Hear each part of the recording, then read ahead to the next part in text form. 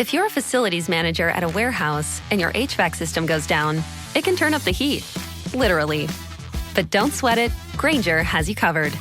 Grainger offers over 1 million industrial-grade products for all your operations, including warehouse HVAC maintenance. And even better, they offer access to experts and fast delivery, so you and your warehouse can both keep your cool.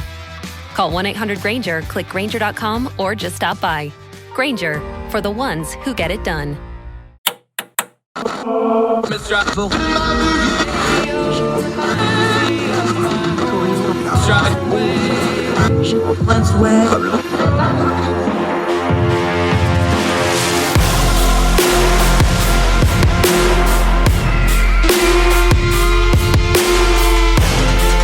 your host, Andrew Donaldson, this is Heard Tell.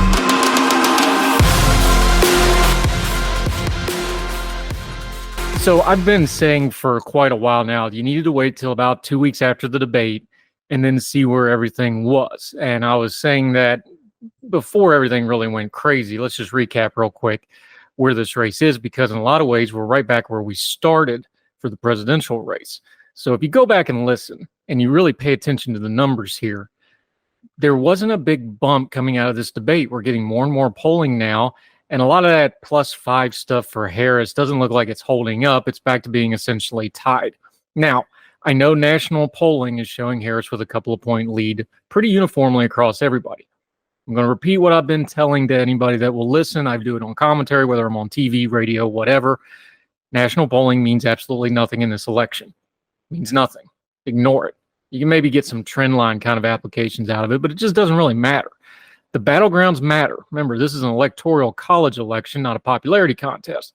The 7 battlegrounds are what matter, and they're all essentially tied. And right now, this race is tied. And there's 2 things we need to know about that race being tied that we should really pay attention to here. One is that Trump's ceiling is real.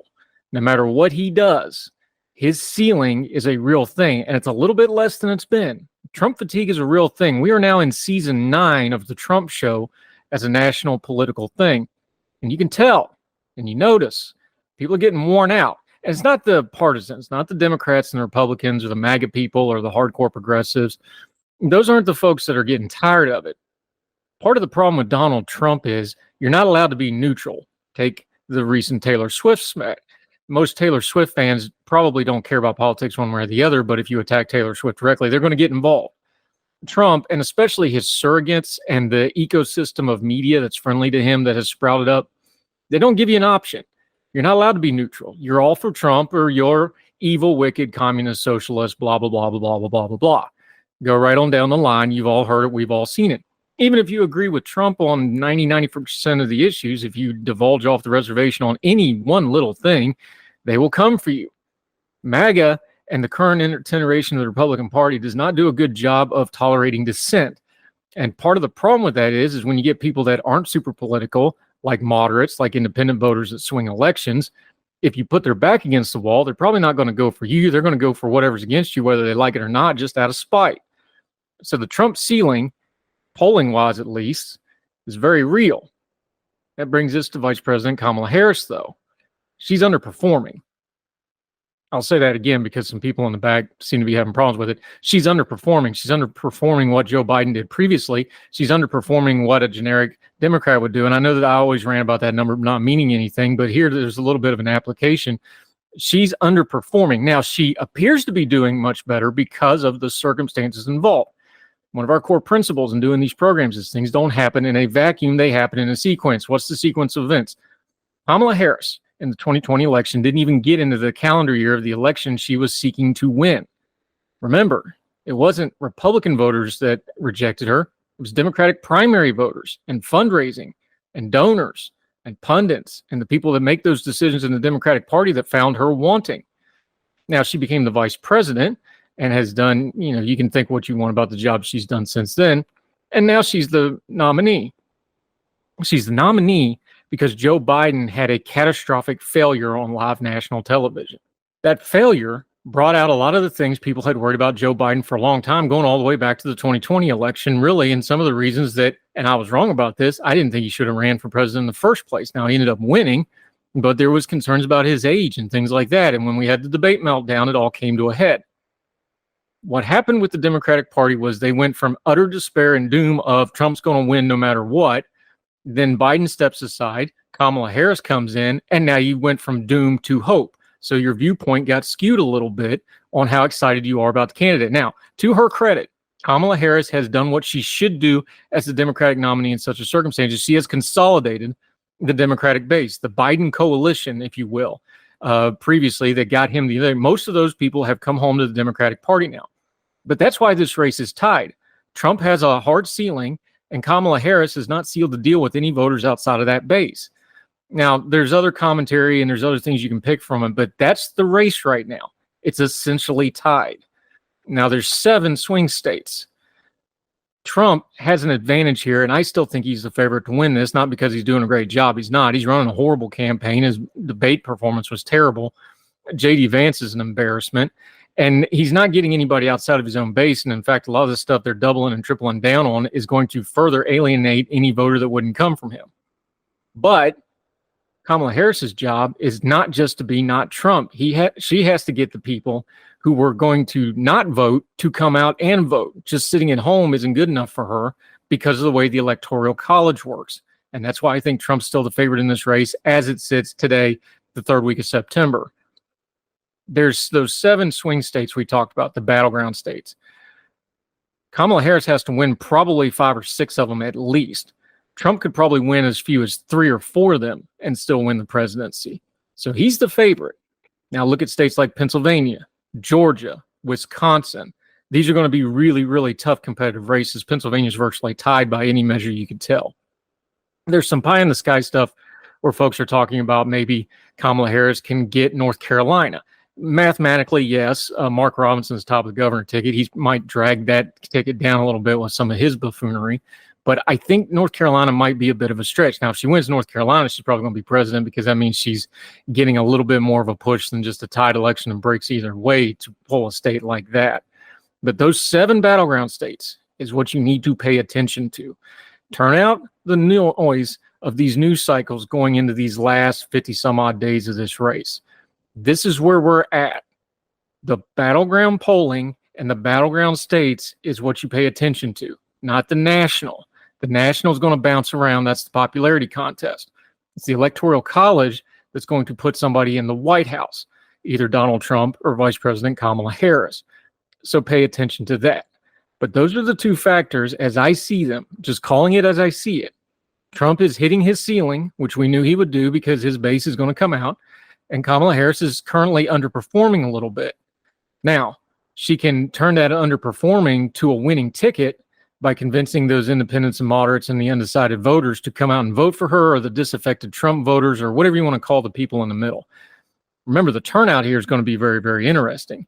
Joe Biden had the highest vote total in the history of America. Is Kamala Harris going to be able to replicate that or better it?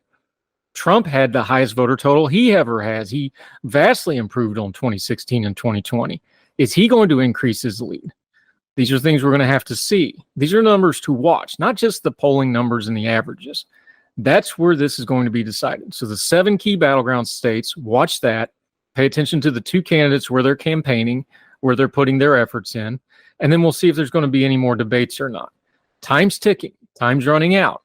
And then underneath all this, of course, we know just because we have an election day doesn't mean the election's over on that day.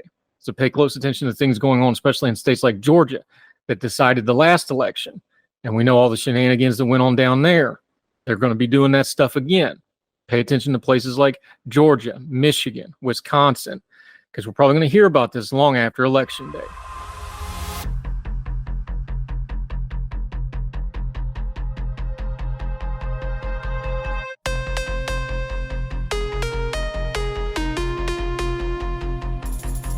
Have you seen Chuck Norris lately? He's still kicking butt and staying active well into his 80s. What's even more shocking is he looks more jacked than ever and seems to have more energy than guys half his age.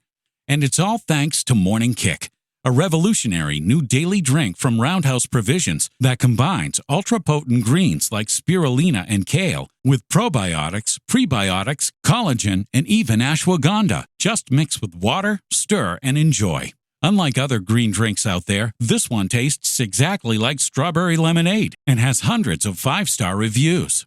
Go to roundhouseprovisions.com/save44 for up to 44% off your regular priced order. Plus, every purchase is backed by a 90-day money-back guarantee. So if you want to experience smoother digestion, a boost of energy, and just an overall healthier body, then go to roundhouseprovisions.com/save44 today. These statements have not been evaluated by the Food and Drug Administration. This product is not intended to diagnose, treat, cure, or prevent any disease. Results can vary. Imagine selling your home and getting paid twice. Sound good? But how's that even possible? To sell your home and get paid twice? You can do it with Orchard. It's simple. Orchard makes you a solid cash offer on your home. If you agree, boom, here's your cash for your next home. Orchard handles everything from there, including paint, repair, list, and show your home. And if your old home sells for more than Orchard offered you, you get the upside cash. That bears repeating. When your old home sells for more than Orchard offered you, you get that money too.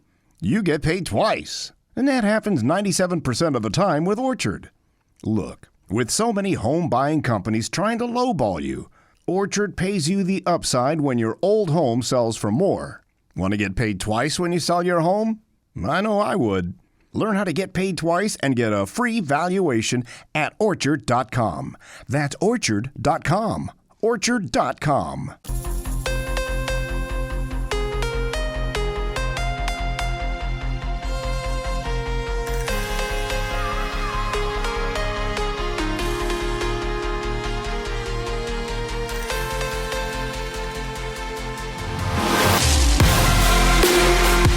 Let's talk about this Mark Robinson situation. For the uninitiated, Mark Robinson is the lieutenant governor of the great state of North Carolina. That's his first elected office. He rose to prominence on a viral video a few years back where he spoke at a meeting where he took up a fiery defense of the Second Amendment of all things. He's a very charismatic speaker in his own way. He has a lot of, personal charisma in a room. He's a large personality. He's a large guy. You can see on video where he can get a crowd and grab a crowd and get attention. Problem is, once you get past that and the buzzwords and all the sloganeering that he has adapted for his political persona, there's a lot of really problematic stuff in his background. This was all known. It was very open stuff on things like Facebook accounts and other social media. His problem was saying things that are really bad, really questionable, and really tell a lot about the man's character was all out there. But because, like a lot of other people, he put on the trappings of the modern Trump movement, the MAGA wing of the GOP, he shot to stardom and he won the lieutenant governor's race. Now he's running for governor against Josh Stein, who's the sitting attorney general, Roy Cooper being term limited. Now that's the background. So there's been a little bit of a drip of all this past stuff that he said in the past, and it's not good stuff. He said anti-Semitic things. He has said things in church settings that come off very fiery preacher-like, but if you're not from that background, you can immediately go, yeah, you shouldn't say stuff like that. He said things like some folks just need killing. Well, yeah, there's some very specific situations where that may be true, but a politician talking about political opponents, that's probably not a way to do it. He's also gone hard into the culture war stuff, especially things like transgender issues, things like this. So that all brings us up to the modern story and what started breaking from a story on CNN. But the core value of our program is things don't happen in a vacuum, they happen in a sequence. The sequence of events of how this story came out is very important. We now know that CNN, K-File, Andrew Kaczynski, they had been working on this story for a while. They had informed Mark Robinson, at least his campaign or his surrogates, that they were going to go public with this story and wanted his comment. They would give him 48 hours, a couple days before it actually came out. Mark Robinson kind of ignored him on it, and then the day it comes out, he agreed to do a sit-down pre-taped interview, which came out as part of the rollout package on this piece. So here's how this works. CNN, everybody knew this story was coming out. Conservative media in North Carolina started trying to get in front of it by posting their own stories about it. Places like the Carolina Journal, which is a conservative publication. Full disclosure, I have friends there. I think they do good work. I've appeared on a couple podcasts with them a couple of years ago. They probably vote for Trump, but they're not super Trumpy. They're a little bit more moderate. They're pretty down the middle on the old conservative movement, what it used to mean. So when they ran a piece early in the afternoon about what was coming out from Mark Robinson, that should have told you something, because that's conservative media trying to get ahead of what was coming. They knew. And they also knew that some of this stuff was out there. The rumors and innuendos been out there for a while. They just didn't know the specifics of this particular story. So sure enough, come about 3:30, CNN releases it online, and then Jake Tapper leads off the 4 o'clock block of his program with it. So you leak it online, you get the buzz going, then you do the segment. The segment did include Mark Robinson's comments, and he also put out a comment online where he denied everything, said he didn't do it, and then in his pre-tape, he talked about how, well, there's things like AI. We don't know how people do this. Look, K-File that put this out, and somebody else also helped with the writing, but that's somebody who's, pretty well respected across the board. They didn't just make this up. They got it from somewhere. They investigated it. They've matched up the screen names and all this stuff. Yes, Mark Robinson did this. He is not a victim here. It is really grotesque stuff. I'm not going to repeat it here. You can go find it on your own. It was a message board for a porn site and not a name brand porn site. It was a very specific porn site that had a lot of really dark, nasty, ugly stuff on it. The point of the story is not just the stuff that Mark Robinson said, although it's vile, disgusting, and should have been disqualifying, but he said a lot of disqualifying things and people just plowed ahead anyway. Once again, things don't happen in a vacuum. Once again, sequence of events. Why is this coming out now? Because here's the truth. He was already losing to Josh Stein. He's going to lose this election badly. He may lose it by double digits, and that's before this came out. So why is this coming out? Well, there's a couple reasons. One is people want Mark Robinson to not get an elected office as a governor, lieutenant governor. He can only do so much damage. There's also some reports out there you can chase down where Roy Cooper may or may not have told the Kamala Harris campaign he didn't want to be considered for VP because he didn't want to be out of the state where Mark Robinson could run rampant with some shenanigans. This story is very interesting because when you have the conservative movement going after Robinson, what does that tell you? This is more than just a 2024 election story. There's stuff going on behind the scenes here. You notice also in a day that somebody on Twitter, and I would credit them, but I didn't ask permission, so I won't name them, named that this particular news cycle between Mark Robinson and Matt Gaetz having some more stuff come out about some of his alleged activities. It was too much information day online. This is not accidental stuff. As this election starts to approach, understand that the real power plays aren't just looking at 2024. They're already looking ahead to 2026. 2028. So there are people in the Republican Party who know that right now, before this election, they have an opportunity to do a little bit of house cleaning before you go into the midterms of 2026 and the next presidential cycle in 2028. Because remember, even if Trump gets elected, he can't run again. He'll probably try, but he can't run again. He's a lame duck the second he gets in there, and the next election starts the moment this one ends, which should be election day, but will probably be a week or two after by the time we litigate it all to pieces. So underneath this Mark Robinson story, I want you to do something with the news coming up. Pay attention to how people are reacting on this. There's a little bit of cleaning house and a little bit of power struggle and a little bit of maneuvering going on here that goes beyond this election. Mark Robinson was already losing it, and he's blaming the Josh Stein campaign and the liberal media and all that. I'm telling you, a lot of this stuff's coming from conservative and GOP circles. They want people like Mark Robinson out of the way. Keep an eye on this sort of thing. You're going to see more and more of it, especially if the GOP loses the House. The establishment Republicans, the more traditional ones, they are just itching to start blaming some of these really crazy MAGA candidates, rightfully so, by the way, for losing the majority and for having a thin majority to start with and for losing the presidential election and losing some winnable Senate seats. How you doing, Carrie Lake? You're blowing Arizona. If you elect these really bad candidates, and they did it again in 2020, Mehmet Oz, remember Dr. Oz ran from the, remember the nut job in Pennsylvania? Yeah, you can't just run bad candidates. And the real power players in the GOP who know how these things work, look at people like Mark Robinson, look at them already losing, understanding that election is over. And now they've decided maybe it's time to put a headshot into some of these people and make sure that they don't come back politically ever again. That's why you're going to start seeing some airing of dirty laundry, and it's not all going to be coming from the left. Some of it's going to be friendly fire. It will be leaked to the liberal media, in their terminology, for the cover of it, and people will even try to position Trump to be against some of these people because that's how you really get them to be kind of banished into the neither regions. These are the machinations you pay attention to with the headlines. It's not just what you're seeing.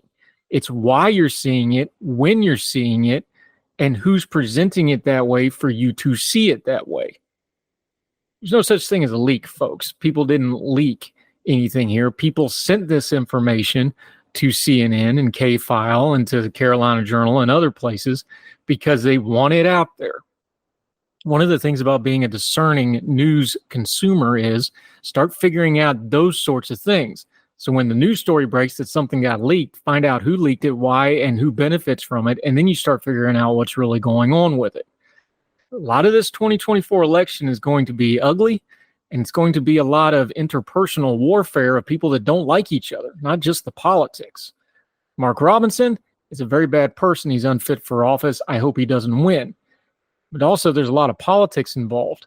The NCGOP came out and supported him despite this, even though there's people in the NCGOP that are actively trying to make it happen that he loses. Ain't politics fun?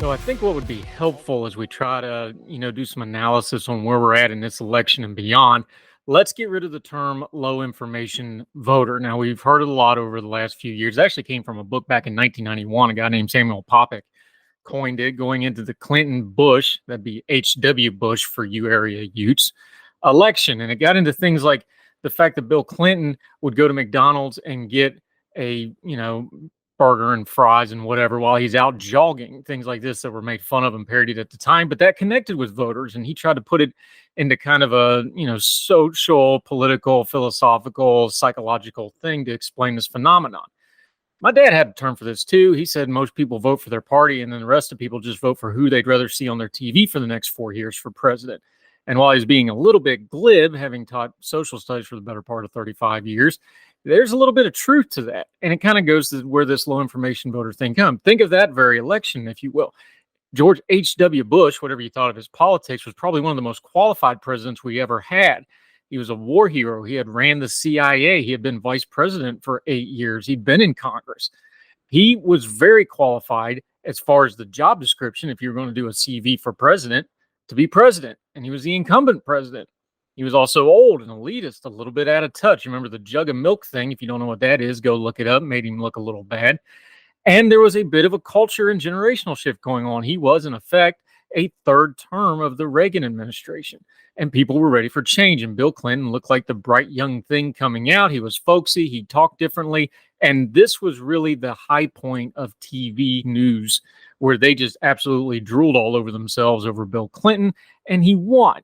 And then he got a Republican Congress, and we know the rest. Of course, we didn't know all his personal foibles. It took the internet getting big a few years later to find out that he had all sorts of bad things in his personal life. But the point is, when this was coined, it had some validity to it. And if you take it in a vacuum, it still has validity to it. Low information voters, voters who don't get as much information as other people are. Because here's the truth.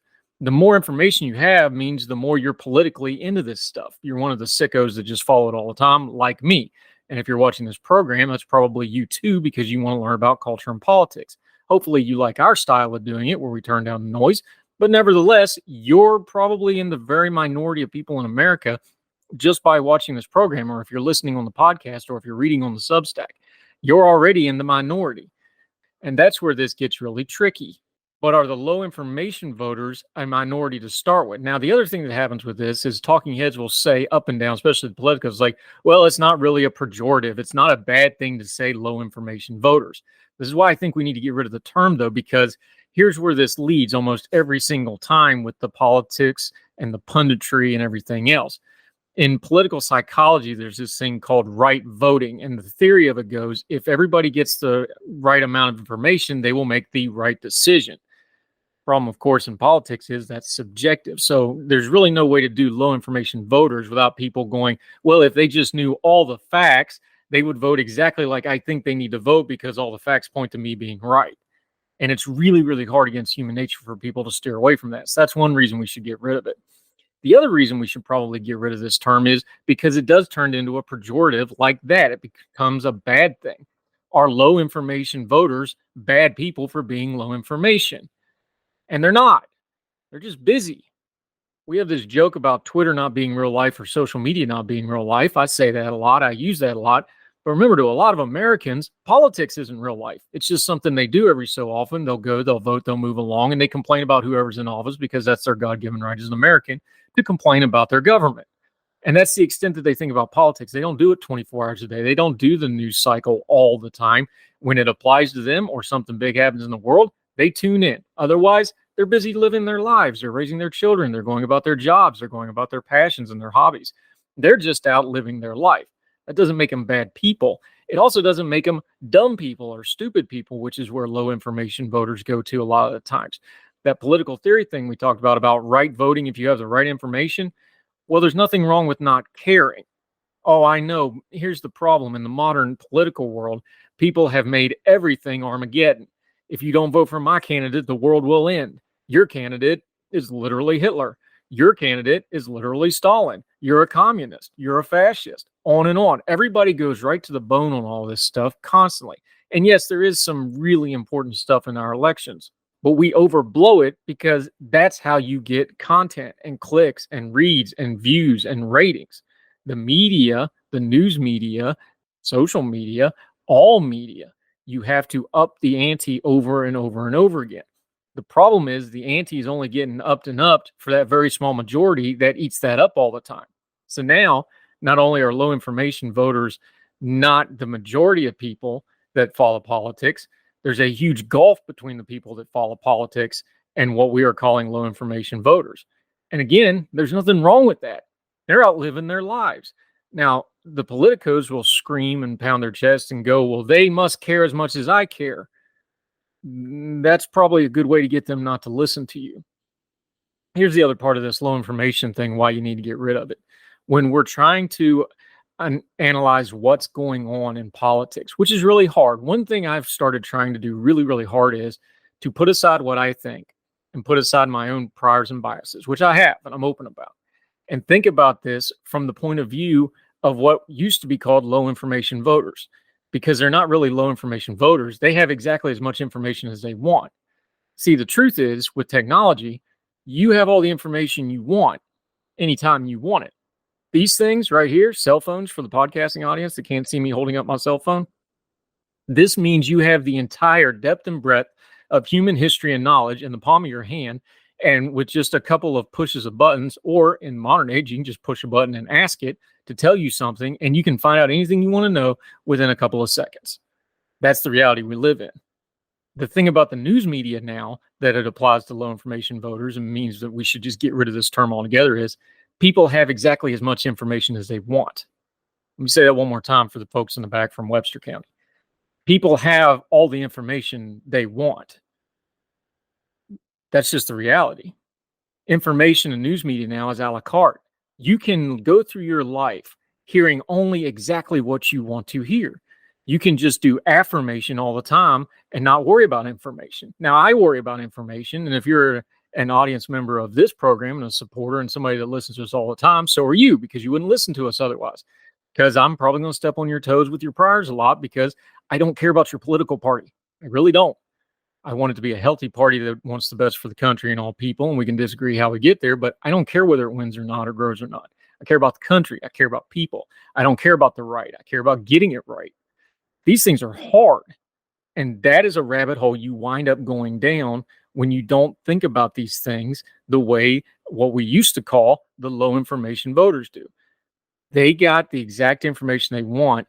And politicos, people like me, I'll hold my hand up too, we're even worse because we get the information we want. So unless you make a concerted effort to challenge your own information intake, you're going to wind up being in that minority who wonders why they don't have the quote unquote right information to make the right decision because they don't care as much as you do. That's a tough spot to be in life. Think about that in a relationship, whether it's a parent-child, a romantic relationship, a business relationship with your boss. That's tough. A lot of people are applying that to their politics now. If somebody doesn't care as much as you do about a certain issue or a certain candidate, well, there must be something wrong with them. They must be a bad person. That just ain't so. This low information voter term really needs to go away for all the reasons we just talked about. But among all the others is the word politics, which literally comes from the term affairs of the city or affairs of the state. You're supposed to convince people. Another one of those things my dad always said, and I think he was right about it. Good leadership is getting people to do stuff.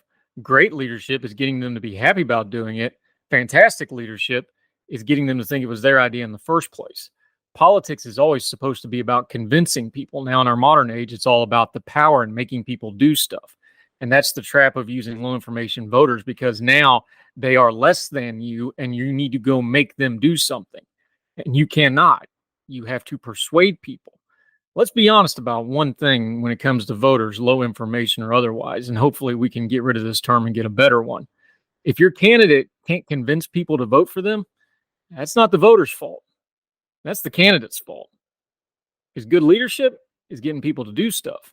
Great leadership's getting them to be happy about it. Great political leadership's getting them to think it was their idea to put you in charge in the first place. Now, we don't get those kind of politicians very often. That's probably why we're getting a string of one-term presidents going. But just consider, when somebody's saying low information voters, what they're really telling you is something about how they see voters that doesn't agree with them. We need a better term for that, because the idea is to convince people, not make them do things.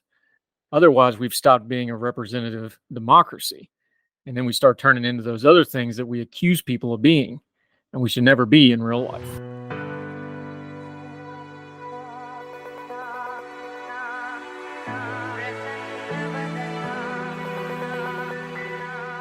You might have heard tell that Congress has decided to actually do a continuing resolution to end the year. That's the spending bill. That's the one that replaces the normal budgeting we're supposed to be doing, but apparently can't do anymore. And it's a short-term continuing resolution, or CR, short-term CR through December 20th. Now, for you math majors and calendar watchers, yes, that means that'll be after the election and during the lame duck session before the new year, which means we're going to have a new president. We're going to have a lot of new House members, going to have a lot of new senators, and we don't know what the balance of power is going to be. There's going to be another lame duck session CR fix, which means omnibus time, everybody. Everybody loves a good omnibus. Now, the problem with this, of course, is Speaker Johnson, when he got the job last year, after they got rid of Kevin McCarthy, stood at the podium and said, I am done with short-term CRs. That's on video. You can look it up right now. He said it. And it was a stupid thing to say, because the way the House is currently constituted, this was probably the inevitable conclusion. He has a raucous caucus that he can't control. He was a consensus. We got to get somebody in their candidate in the first place. And everything the House GOP does is inevitably tied to Donald Trump and whatever whim strikes him at the moment. So especially in a presidential election year with Donald Trump at the top of the ticket, this was probably inevitable. So now they've done the CR and the Senate's going to fast track it. And sometime here soon, they're going to be done with Congress until after the election. They're going to close up shop and go to the House. Not really the House. They got to go campaign, because the House is very much in doubt of who's going to control it, the Democrats or the Republicans. And then they'll come back and they'll pass an omnibus going into the next year. And then we'll start the cycle all over again. Congress is supposed to be doing the financial health of our country, but it's far more than that. It's not just the fact that they can't do things like balanced budgets and regular funding and regular spending and just put through regular appropriations bills. Or as my friend Eric Garcia always explains, especially in the Senate, there's senators and then there's appropriators, and there's two different things there. Here's the thing. Congress is at the heart of a lot of our political problems right now. Everybody's complaining about the Supreme Court over and over again. And there's a lot to like, dislike, pick apart, argue about, and discuss in the Roberts Court of the Roberts era. But if there's a theme to the Roberts Court, it's actually not a political one. If you go through and read just about everything, the theme of the Roberts Court, according to Roberts and the court, is Congress ought to be handling this. Again and again and again in these Supreme Court rulings, you see them saying Congress is supposed to handle this. Congress should do this. Congress should do this. Congress ain't doing this. And thus we're forced to do X, Y, and Z. And we can argue all that some other time, but that's just the fact of the matter. What about the presidency? Well, the presidency has way overstepped executive authority in this country over and over again, and the Supreme Court's had to step in and knock them down once in a while. You know who else is supposed to be reining in the executive branch? Congress. They don't like to do that because right now you got a Republicans trying to get a Republican presidential candidate in and a Democratic caucus that's trying to get a Democratic candidate in. And those things end up getting streamlined, tied together instead of being oversight and reflection and being a counterbalance. And you get what we got now, a hot mess. It's very interesting. If you look historically, there's usually been pretty healthy margins in the House, especially, and also in the Senate. But there'd be swings back and forth every now and then. Now, the Republicans lost the House for a long time. You go back, and then you remember Newt Gingrich era. Of course, that ended in a total disaster. And the Bill Clinton era, where you had Bill Clinton as president and Republican Congress, and they all worked together because Clinton was smart enough to look like, hey, they can do it. They can get all the blame. I'll take all the credit, and we'll go about our happy business. And that's what happened. Of course, until they impeached him for faubles. And then again, the Republicans can't really brag about that impeachment too much. They had to go through 3 speakers of the House just to get that done. And then they failed anyway. Fast forward to the modern era. It's almost become a habit now, whether it was Obama or Trump or Biden, you come into office, you get a little bit of a majority, and then you get like one major piece of legislation that you can throw through the Congress before it gets changed up during the midterm elections. I suspect that's about to happen again, but we'll see what happens. But Congress is at the root of a lot of this hot mess. There's a reason Article 1 of the Constitution is all about Congress. All legislative powers is supposed to be with the Congress, and all the power of the purse is supposed to go through Congress. So if you're going to complain about the financial situation in our country, you got to start with Congress. You want to talk about how bills are and are not getting passed, you got to talk about Congress. Now, that was a lot of runway to get airborne with the main point of what the problem with Congress is. Congress is also the branch of the federal government we, you, me, voters, have the most control over. So if it's the hot mess of government, the blame really needs to start with us finding a mirror and trying to figure out why we tolerate this nonsense. Every member of the House of Representatives is up for election every 2 years. Functionally, what that means is they're really legislating for about 6 to 9 months, and then the rest of the time they're either getting settled in and jockeying for committee assignments and that sort of thing, or they're running for re-election. That cuts down on the time they're actually getting anything done. Now, we can argue about their term limits and things like that later. That's the reality of the thing. The entire House of Representatives every 2 years is up for votes. The Senate, roughly about a third of it every 2 years, since they have 6-year terms. So especially the House of Representatives, we have tremendous control over it. And yet, up until recent times, most of us, the voters, exercise very little control. Incumbency was a very powerful thing. Now, of course, that has built-in advantages electorally, and we can talk about gerrymandering and redistricting some other time, that once you get in power, you can start fiddling with it to try to maintain and keep that power. But there's also been big swings in population changes, and the Sun Belt has become much more powerful than the Rust Belt politically, and on and on and on go down the line.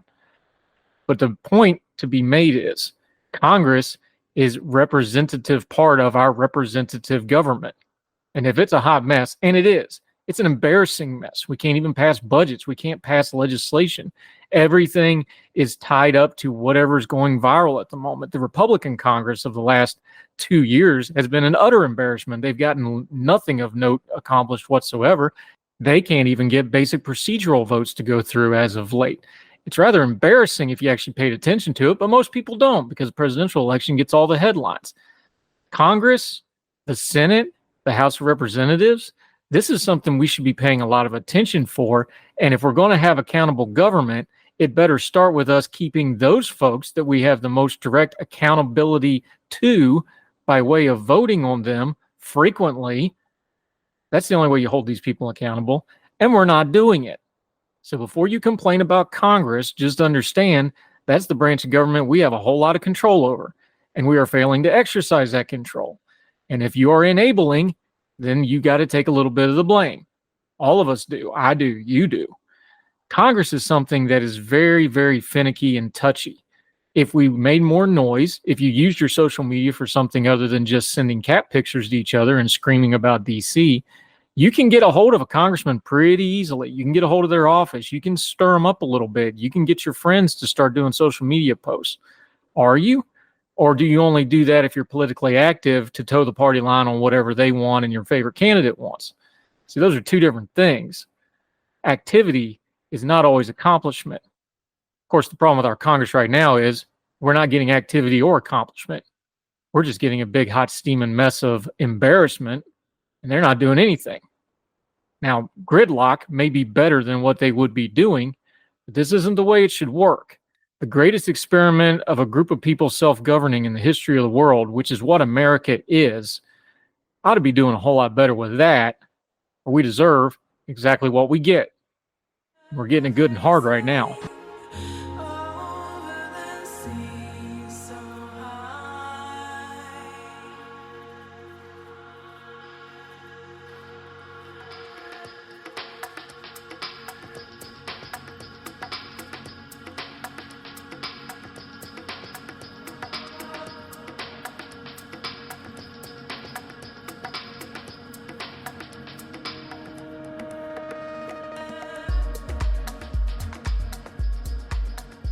You probably heard tell that there's been a lot of political endorsements all of a sudden. We do this every election season. Do they matter? Do they not? It used to matter a lot. Every local paper, regional paper, the New York Times, whoever, would do their big endorsement list, and that was a big deal. Big organizations like labor unions would give out their endorsements, and that was a big deal. This group and that group would all do their endorsements, and those things would really matter. Do they still matter? Well, sometimes they do. It's undisputed in the 2020 election. Joe Biden was dead in the water in the primary until he went to South Carolina, and influential Congressman Jim Clyburn endorsed him. And that was a big deal. And of course, Joe Biden went on to win South Carolina and wrap that puppy up in about 3 weeks after that and went on to become president. That endorsement mattered a lot. He went to a very key base, the black vote, which has always been very important to the Democratic base, and that Joe Biden's usually done very well in, and in fact, did extremely well in the general election with. So that endorsement mattered. There was a lot of talk back during Barack Obama's rise when he initially went against Hillary Clinton and he appeared on Oprah, and a lot of people thought the Oprah endorsement might have mattered quite a bit. It's hard to quantify those things, but who knows? That was a little bit different time. In the modern era, it doesn't really matter, though. We just saw the Teamster Union kind of came apart publicly, at least, having a little fit where they weren't going to endorse anybody. One of their main leaders spoke at the RNC, but then a lot of the regional and local offices came out and supported Kamala Harris. Traditionally, a labor union would go for a Democratic candidate, but Trump has really ate into a lot of blue-collar workers and union workers in his various runs for the White House. So things aren't the way they used to be in that way anymore. That same 2020 primary season also gave us one of the best examples of why endorsements probably need to at least evolve, if not go away completely. The New York Times editorial board absolutely beclowned themselves by putting on a multi-part TV series where they sat around a big conference room in a glass room on the side of their building in downtown New York and interviewed all the primary candidates. And it was utterly embarrassing, because what they ended up doing was having a split thing where they couldn't make their mind up between Amy Klobuchar and Elizabeth Warren, both respectively U.S. senators at the time. So they said, may the best woman win. And they were upstaged by their own production because Joe Biden came in and the security lady in the elevator in a 90-second clip just said, oh, I just love you. And he took a selfie with her. And it was the viral moment of that entire thing. It went so badly and they got so roundly mocked for it that this year, 2024, the New York Times announced they're going to stop endorsing people altogether. And, you know, they need content, so it's amazing they wouldn't do it, but they can't even figure it out. And they've been doing it for 160 years. Maybe endorsements just need to go away, but they won't because we like to endorse things. And there is value in people of note saying what they believe and who they believe would be the best candidate for this and that office, especially when it comes to a presidency. But part of the presidency endorsement problem is when you don't have great candidates, is a celebrity really going to lay it out on the line for them? The answer apparently is yes. They just keep doing it. And now we have things like Donald Trump feuding with Taylor Swift and people wondering if that's going to matter. Well, it might. Taylor Swift has a very important fan base that's very dedicated to her. Trust me, I'm a 4-time girl dad. I know the power of the Swifties. But is that going to quantify itself in votes? Well, it might, and these elections are tight. Remember, 2020 and 2016 were decided by 80,000 and 40,000 votes in the swing states, respectively. That's all it takes. So a couple thousand votes because Donald Trump doesn't like Wildest Dreams, which is the best Taylor Swift song, in my humble but accurate opinion, could happen. Let me tell you the endorsements that don't matter, because we're seeing a whole lot of them on social media right now. It's almost a cut and paste Mad Lib thing. X amount of X people endorse X candidate. Well, what does that tell you? Well, if they have to lump them together like your insurance company or the cable company, creating a bundle to give you a bunch of stuff you don't want to drive the price up, to get the price they need to make you buy it, then no, it doesn't really matter. Here's the tell. If they're just giving you a big number of group of people and not telling you an individual name, because an individual name would actually carry an endorsement weight if you knew that name, and they don't have it, so they're not using it. So that tells you that endorsement probably doesn't matter. I'm sorry. I know that'll probably hurt somebody's feelings, but that's just the way it is. If it was something that mattered, they'd lead off with the name. They'd say so-and-so that everybody thinks is super swell and really plugged in says you should do this, then you consider it. When they don't do that, it's not really that big a deal. Here's one of the main reasons, though, that these endorsements have lost a lot of their luster. In the social media age, though, there's no ambiguity where people are anymore. You already know where your reporters and talking heads on TV. You already know most of your celebrities and people that you know of from a fame point of view. If you follow them on social media for even a little bit or just Google their names, you're probably going to find out their politics pretty quick, especially in the modern age where people can blend politics and their own personal branding and make money that way. There's just no mystery to it. So there's no pop to it. There's no shock value when somebody comes out and endorses because you already pretty much knew. Now, that doesn't mean endorsements don't have any say. Now, locally, state elections, there's still probably plenty of endorsements that would matter.